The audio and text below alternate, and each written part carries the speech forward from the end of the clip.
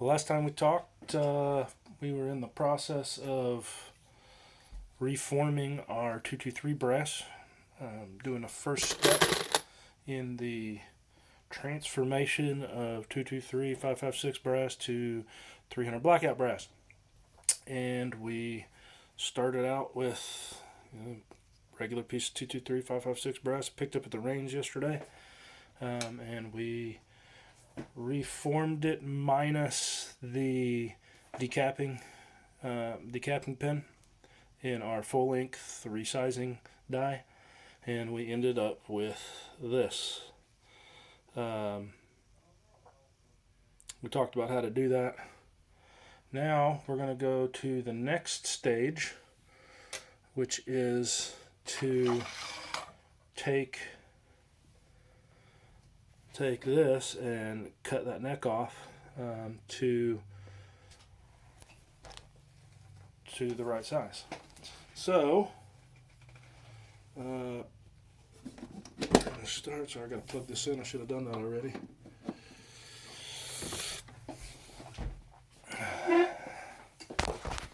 So if we look at our Hornady manual, it will tell us that the trim length, I don't know, maybe you can't see that. Anyway, it tells us our case trim length is 1.358 inches and our max case length is 1.368 inches. So what I try to do, and like I said, I'm using the Squirrel Daddy jig. I've taken there's a little plate that goes on here. I've taken that I don't know, a guard, I guess. It's a little clear plastic guard that goes in here. I've taken that clear plastic guard off. It's taken me a while, but I've moved it back and forth and back and forth and back and forth, and have gotten it to the point where when I trim it, when I cut the neck off of it, the overall length is between 1.368 and 1.358. Now I still trim to 1.358, and we'll do that later, but I don't want my trimmer to have to do a ton, so I get it somewhere in that range. So let me see if I can get you flipped around here.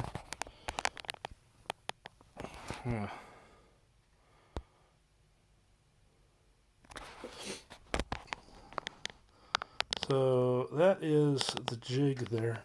And this little indentation right here, that's where this goes.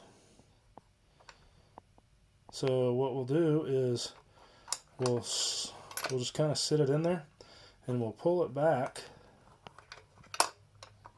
until it touches that back part. And then I'll kind of hold it there.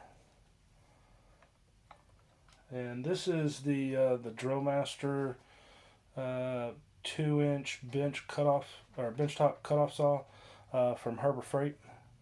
It's just exactly like it comes. I've not done anything to it. I've not put on a new blade, nothing.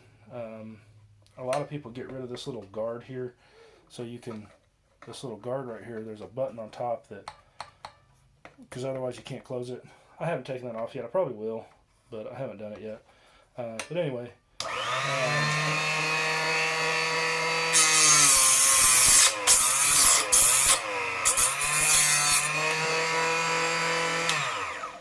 so cut that off, and now we're here. Now let me see. I probably should have checked this before. Let me get my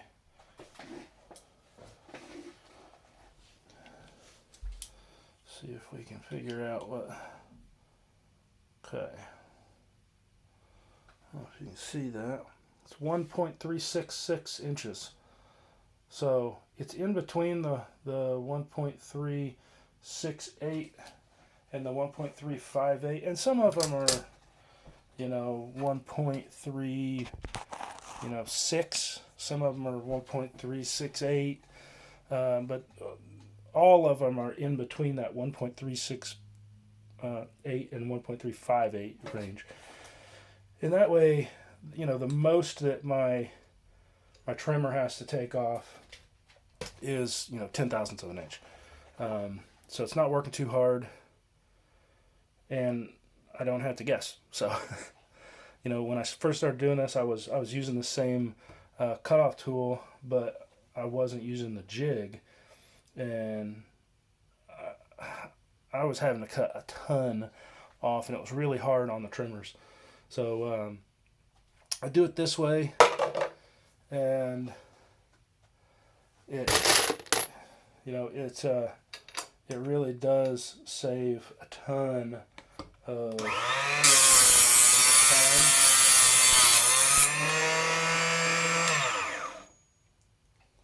And I don't know how long this cutter is supposed to, or how long the saw blade is supposed to last. Like, I don't know if you can keep it running for an hour or what. I'm sure it tells you in the manual, but you know, I haven't read it. You probably should. So I do one and I shut it off, and I kind of get everything ready for the next one. That way I'm only running it for a few seconds at a time.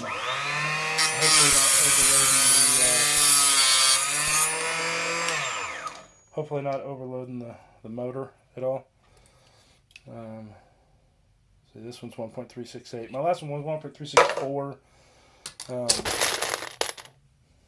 But yeah, I mean, this is, like I said, it's time consuming, but it is definitely, for me, something I really enjoy doing. And, you know, I got close to 1,000 rounds in my last, I don't know, 2 or 3 trips to the range. I've gotten, you know, I think this actually puts me a little over 1,000, and I've gone 3 times, I think, recently to get range lead, or to get range brass.